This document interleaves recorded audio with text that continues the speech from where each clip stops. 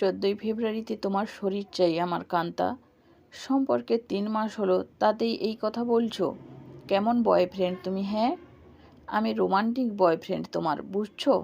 Please Hasib, বিয়ের পরে যা ইচ্ছে তাই করিও। সবেমাত্র আমাদের সম্পর্ক শুরু হলো। জানতাম এই কথাই বলবা। এমন করে না সোনা আমার, আমি তো শুধুমাত্র তোমারই। তাহলে আমি যা চাইতেছি দিয়ে দাও। আচ্ছা, আমি ভেবে দেখি। ভেবে দেখাদেখির সময় নেই। আমি চাইতেছি, তোমার দিতেই হবে। আমার সঙ্গে এই সম্পর্ক করার পরে যদি সম্পর্ক না রাখো তাহলে কি হবে? এই বিশ্বাস আমার প্রতি তোমার? বিশ্বাস না করলে কি ভালোবাসতাম বলো? তাহলে 14ই ফেব্রুয়ারিতে চলো না জান, ডেটে যাই। Please please. বয়ফ্রেন্ডের এমন রিকোয়েস্টে শেষ পর্যন্ত কান্তা রাজি হয় ডেটে যাওয়ার জন্যে। ঠিক আছে, আমি রাজি, কিন্তু আমাদের বিয়েটা কবে হবে শুনি? সময় হোক, বিয়ে করব।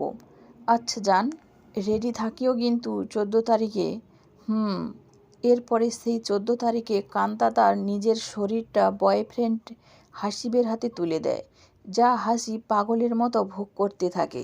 উফ জান, তুমি সেই একটা জিনিস। যা, দুষ্টু একটা। আমার লজ্জা করে। ওরে আমার লজ্জাবতী গার্লফ্রেন্ড। এরপর 14ই ফেব্রুয়ারি হাসিব ও কান্তা দুজনেই বেশ রোমান্স করে ঘুরে বেড়ায়। এর ঠিক 4 মাস পরে কান্তা হঠাৎ করেই একদিন মাথা ঘুরে পড়ে যায়, আর সঙ্গে সঙ্গে তাকে ডাক্তার দেখানো হলে ডাক্তার বলে, আপনাদের মেয়ে গর্ভবতী। কিন্তু ডাক্তার, আমাদের মেয়ের তো এখন পর্যন্ত বিয়ে হয়নি, তাহলে গর্ভবতী কিভাবে হয়? সেটা আপনাদের মেয়েকেই জিজ্ঞেস করুন। এই কথা শুনে কান্তার বাবা কান্তাকে জিজ্ঞেস করে, এইসব কি কান্তা? ডাক্তার যা বলতেছে সব কি সত্যি নাকি মিথ্যা? বাবা, সব সত্যি। আমি একটি ছেলেকে ভালোবাসি, আর ওর সঙ্গেই আমি। কথাটা শেষ হতে না হতেই কান্তার গালে ঠাস ঠাস করে থাপ্পড় পড়ে যায়। ঠাস ঠাস এই জন্যে তোকে পড়াশোনা করাচ্ছি, এখন সমাজে মুখ দেখাবো কিভাবে আমি? কথাটি বলেই কান্তাকে রুমের ভেতরে বন্ধ করে বাহিরে চলে আসে। আর এই ফাঁকে কান্তা বয়ফ্রেন্ডকে ফোন দেয়।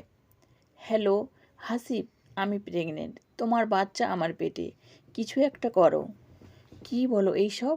রুম ডেটের পর তুমি ওষুধ খাও নাই? না। ভালো, খুব ভালো। চলো আমরা পালিয়ে যাই। আমার পক্ষে সম্ভব না। এছাড়া আমার পড়াশোনা এখনো শেষ হয়নি। তাহলে আমার কি হবে এখন? আমি জানি না। জানো না মানে? তোমার সন্তান আমার পেটে, এখন বলতেছো জানো না?